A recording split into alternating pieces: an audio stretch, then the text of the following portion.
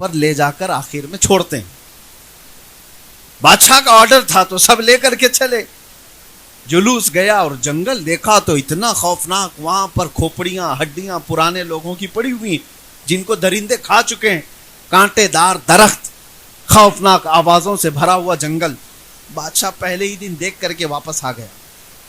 کہا پھر فوج کے آدھے حصے کو کہا یہ جو جنگل کا خوفناک حصہ ہے اس میں جتنے کانٹے کے جھاڑیاں ہیں سب نکالے جائیں, کھوپڑیاں ہٹائی جائیں اور اس کو پورے طور پر صاف کیا جائے. مہینے بھر تو جنگل صاف ہوتا رہا. دوسرا مہینہ آیا تو بادشاہ نے حکم دیا کہ وہاں ایک شاندار محل بنایا جائے. پھر ایک مہینے بھر وہاں پر محل کی تعمیر ہوتی رہی. تیسرے مہینے بادشاہ نے کہا ایک ہاؤس تعمیر کیا جائے. چوتھے مہینے کہا یہاں ایک باغیچہ بنایا جائے. 6 مہینے تک تو وہ محل ہی بناتا رہا.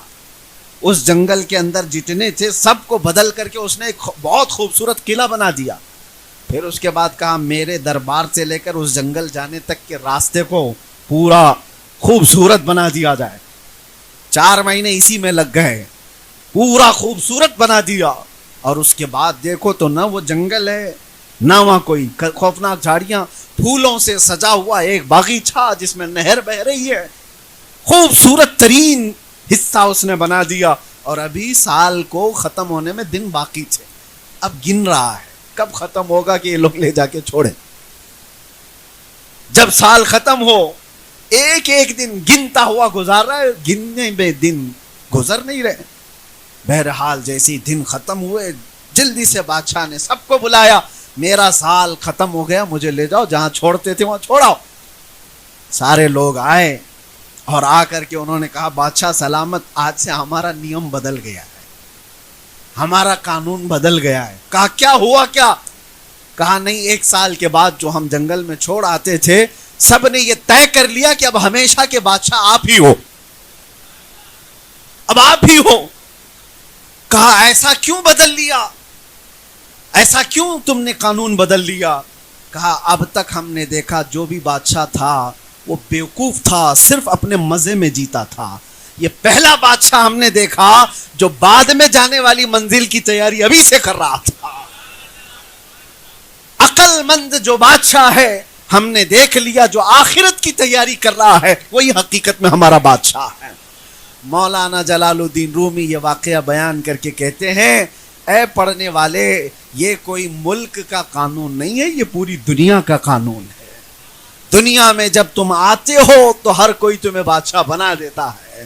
جب تم پیدا ہو کر کے اس دنیا میں آئے تھے تمہیں اٹھانے والے, تمہاری تعریف کرنے والے, تمہارے آس پاس گھومنے والے سب موجود ہیں.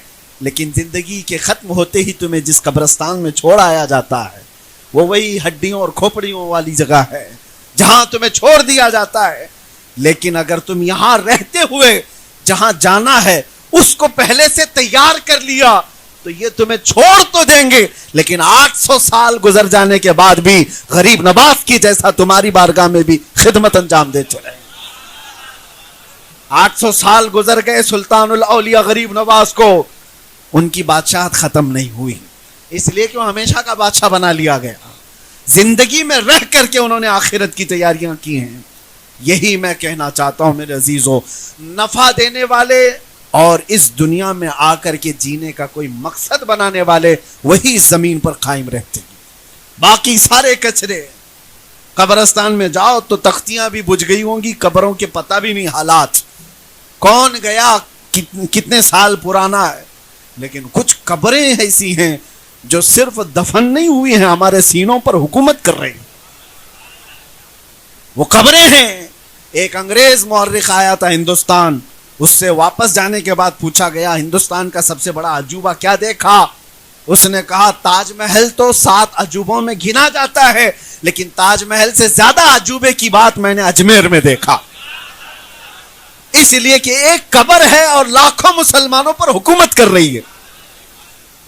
میرے عزیزو, یہ وہ لوگ ہیں جو دنیا میں رہ کر کے نفع پہنچاتے رہے اور ان کی زندگیاں ختم نہیں ہوتی, ان کی زندگیاں اللہ تبارک و تعالیٰ قائم رکھتا ہے.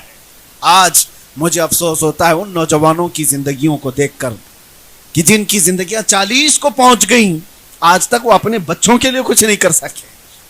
وہ اپنے آس پاس کچھ نہیں کر سکے، تو زندگی جینے کا مقصد کیا رہا؟ اس دنیا میں آنے کا تم نے کس کو نفع پہنچایا؟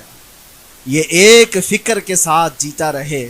میرے آقا صلی اللہ علیہ وسلم کی حدیث ہے، میں آپ کو سناؤں، من لم یہتم بامرنا فلیس منا۔ حضور فرماتے ہیں جو میری امت کے نفع کے بارے میں نہیں سوچا وہ میری امت میں سے نہیں ہے۔ جو اس حال میں صبح کیا کہ میری امت کی بھلائی کا نہیں سوچا، حضور فرماتے ہیں وہ ہم میں سے نہیں ہے۔ کتنے لوگ ایسے ہیں جو نفع کا سوچتے ہیں، کتنے لوگ ایسے ہیں۔ آج میرے پاس ایک کتاب تھی، ماذا قدم المسلمون للعالم، کافی بڑی کتاب، اور اس میں اتنے ذخیرے لکھے ہوئے تھے، پڑھ کر کے حیرت ہوتی ہے۔ ہر مسلمان نوجوان کو پڑھنا چاہیے۔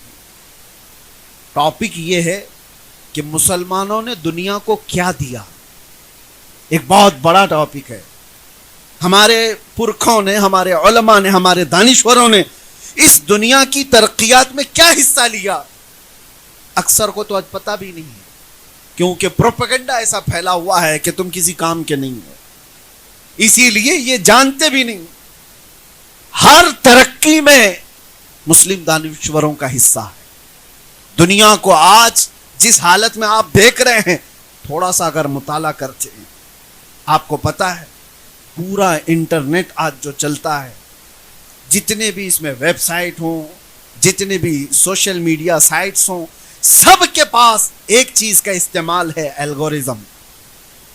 الگورزم کا استعمال ہر جگہ ہے، اور آپ کو پتہ ہے الگورزم کا ایجاد کرنے والا کون تھا؟ محمد بن موسیٰ الخوارزمی۔